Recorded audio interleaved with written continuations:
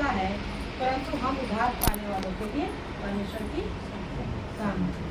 तो जिसको उद्धार पाना है वो तो परमेश्वर उसको चुन लेते हैं और वो परमेश्वर पे विश्वास करते हैं। और जिसको उद्धार नहीं पाना है वो क्या बोलते हैं कि ये हमें धर्म चेंज करवा रहे हैं, हमें क्रिश्चियन बना। ठीक है, तो क्या लिखा है इसमें? क्रूस की कथा नाश होने वालों के लिए मूर्खता है, परंतु हम उद्धार पाने वालों के लिए परमेश्वर की सामर्थ्य। तो जो इससे उद्धार पा रहा है, जो परमेश्वर के साकों को समझ है, वो क्या कह रहा है? परमेश्वर सामर्थ्य। जिनको उद्धार नहीं पाना है वो क्या कह रहे हैं कि ये तो क्रिश्चियन है और ये धर्म चेंज करवा रहे हैं ना। तो ये चीजें बताओ, ठीक है।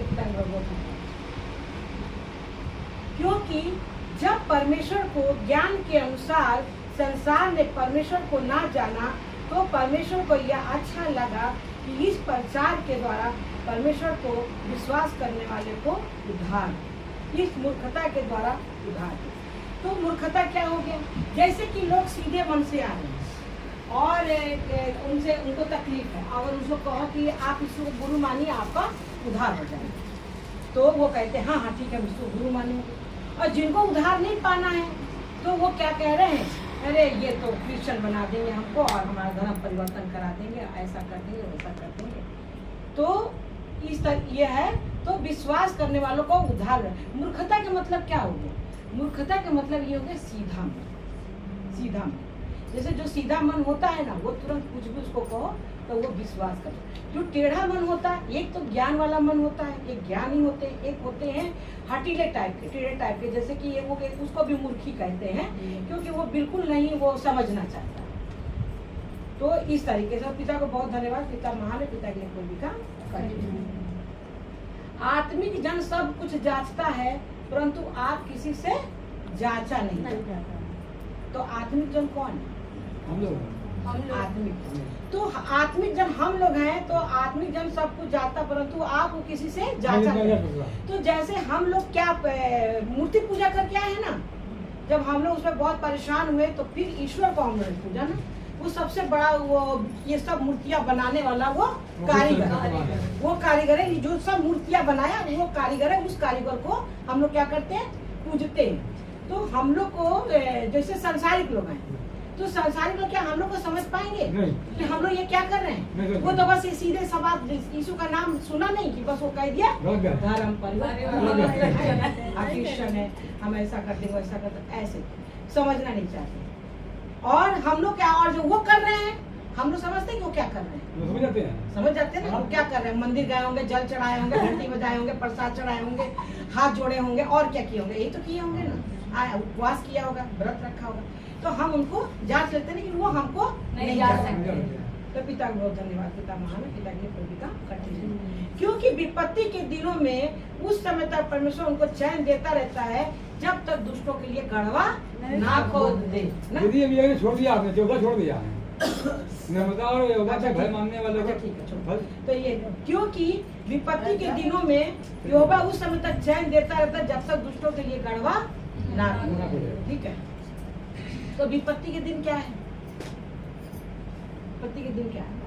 परेशानियां, दुख तकलीफ। हमारे पास कोई भी दुख है, चाहे शरीर की बीमारी हो, चाहे कोई परेशानी हो, तो परमेश्वर उस समय तक हम लोग को धीरज देता रहता है। और जो हमारे लिए दुश्मन, जो हमारे शरीर पे घात कर रहा है या कोई भी कुछ भी कर रहा है ना, तो उसके लिए वो इंतजाम करते, उसके लिए क्या करते हैं? वो गड़वा खोदते हैं, और जब उसमें उसको हटा देते हैं तो आदमी वो खुद ही क्या हो जाता है? स्वतंत्र। तो ये जो लिखा है ये हो रहा है अभी हमारे बाकी बिहारी की जीवन में, ये हो रहा है।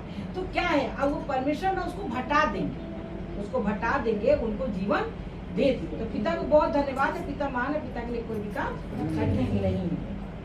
और क्या? नम्रता और यहोवा का भय मानने का फल धन जीवन है ना। तो जो नरम लोग हैं, यहोवा को जो भय मानते हैं, फल धन जीवन। क्या बोलते हैं? भय मानने। भय मानने मतलब क्या है? कापना थोड़ी ना। भय मानने मतलब कि हमको रिस्पेक्ट करना, परमेश्वर का रिस्पेक्ट करना, रिस्पेक्ट करने मतलब कि आज जो हम लोग यहाँ पे इकट्ठे हुए हैं, आज ये क्या है यहाँ पर, हम लोग किसके लिए यहाँ पे इकट्ठे हुए हैं? परमेश्वर पिता के लिए, क्योंकि परमेश्वर पिता यहाँ पर उपस्थित है। क्योंकि परमेश्वर पिता ने क्या कहा है कि जहाँ पे 1 से 2 लोग मेरे नियुक्त समय पर इकट्ठे होते हैं, उनके बीच में मैं होता हूँ। तो हमारे परमेश्वर पिता कैसे होंगे यहाँ पर? कैसे? क्या ऐसे बैठे होंगे? नहीं। हम लोग मन में बैठे हैं। या ऐसा बैठे होंगे? उन लोग के मन में हम लोग बैठे मन में बैठे हैं, हम खुद ही बैठे हैं। तो परमेश्वर पिता हम ही लोग के द्वारा यहाँ पर बैठे हैं। बैठे हैं। किसी के द्वारा सोफे पे बैठे, किसी के द्वारा जमीन पर बैठे, किसी के द्वारा कुर्सी पे बैठे, तो किसी के द्वारा कहीं कहीं परमेश्वर हर जगह बैठे हैं। हम ही लोग के द्वारा बैठे हैं, सास के द्वारा, क्योंकि हम लोग यहाँ पर किसकी महिमा करने के लिए बैठे हैं? परमेश्वर पिता की महिमा करने के लिए। पिता हमारा मान है, पिता के लिए कोई काम कठिन नहीं। आत्मा के